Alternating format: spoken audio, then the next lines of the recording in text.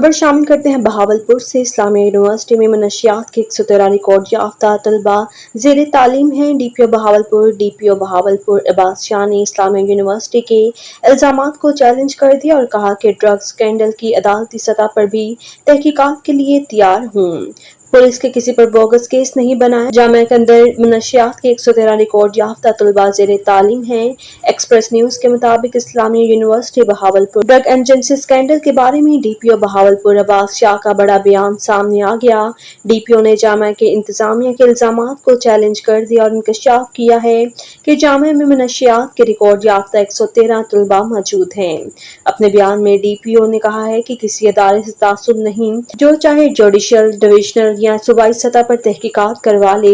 जामिया में मनशियात के रिकॉर्ड याफ्ता 113 तलबा ज़ेरे तालीम हैं। हमारा टारगेट मनशियात फरोशी और उसका इस्तेमाल करने वाले हैं। यूनिवर्सिटी नहीं, ऐसी चीजों के तदारक के लिए इन्हें एक्सपोज करना चाहिए।